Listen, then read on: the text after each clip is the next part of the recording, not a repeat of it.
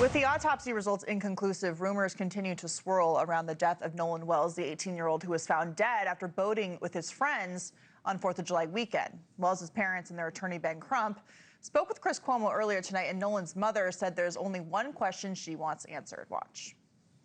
At the end of the day, we would want what any parent would want, which is answers to find out what happened. They also listened to part of an interview that Brandon Tatum did with one of Nolan's friends, and here's how Nolan's stepfather responded to it. You heard that kid Trace in the interview say that he was friends with Nolan and that you guys would know him.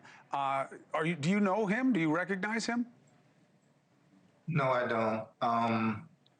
Just because you park your vehicle in someone's yard doesn't mean that they have to know you.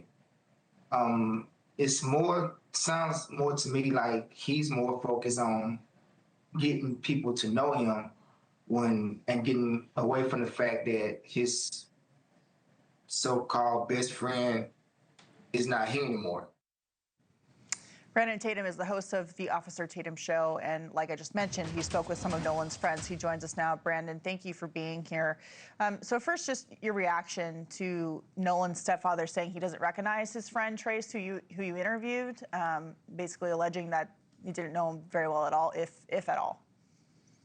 It's slightly disappointing. I mean, I don't know these people, to be honest. I don't know who's really friends or not. I'm just going off of what Trayston told me. But Trayston did share pictures of him with Nolan at prom. He told me he not only just parked the car outside, he had been over Nolan's house multiple times, and he also gave Nolan a ride to school on multiple occasions. So it's very confusing. I don't know why a young man would say that he's friends and literally be emotional when he talked about Nolan. I mean, he literally cried and teared up off camera, and I felt like it was very genuine. And for the parents to say that they don't know him at all and won't even consider the fact that he believed he was friends with Nolan, it's very shocking to me. And I don't know if they're being genuine, because you don't always know your children's friends, right? Or are they still trying to hold on to this agenda that no one who disagrees with the narrative of racism can possibly be associated with them, because it destroys their money. Well, I'm not saying the parents' money grift, but Benjamin Crump's money grift.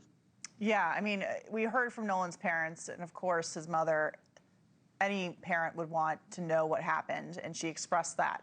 But there are motives with Ben Crump and his history. There are lawsuits now suing his friends and social media companies, fueled by Ben Crump. Do you think that he's helping this family or hurting them in their quest for answers? Well, Katie, I think he's destroying the reputation of this family and also hurting this investigation.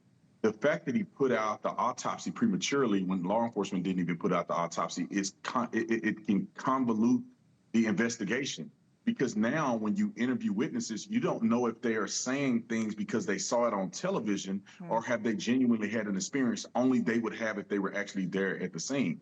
And then also, I want to believe his mother. I don't have any reason necessarily, because I don't know her personally, to believe that she would just lie. But when I look at the facts, why wouldn't she communicate with with Warren and their family? They showed me text messages, they showed me phone calls where they called and reached out to her. And if I personally want to know what happened to my child, the first person I'm going to talk to is the people who last saw him alive. I don't understand why they take the position of saying it's us versus y'all, and now you want to subpoena phones and do things like that, which are going to take, I don't know, months for it to come out. And they may not even be granted. I mean, you got to think, Nolan was an adult. He wasn't a kid.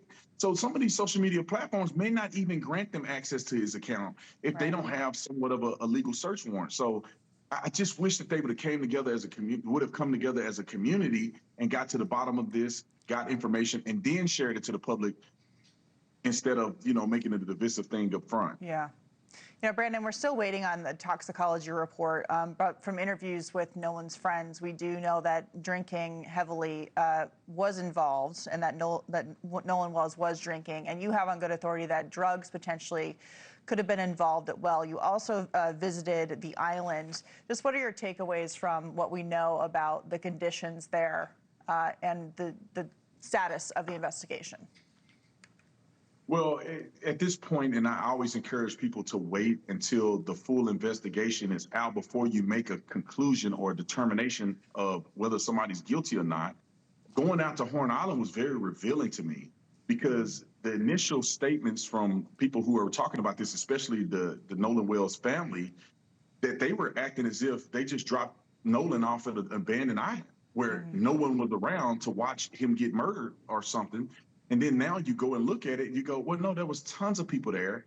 That gives me encouragement that somebody saw what happens, but it also proves in many ways that they didn't just abandon him as if he was a little kid on the island by himself. So seeing the island go in there gave me a pretty good understanding about what happened. Well, certainly injecting race, and we don't have all the facts either, is not helpful. And we will continue to watch this. Brandon Tatum, thank you for joining us tonight. We appreciate your accounting of it. Katie, thank you for having me on. Good to see you. Thank you for watching. Subscribe below and download our NewsNation app right now on your phone, and you will get fact-based, unbiased news for all Americans.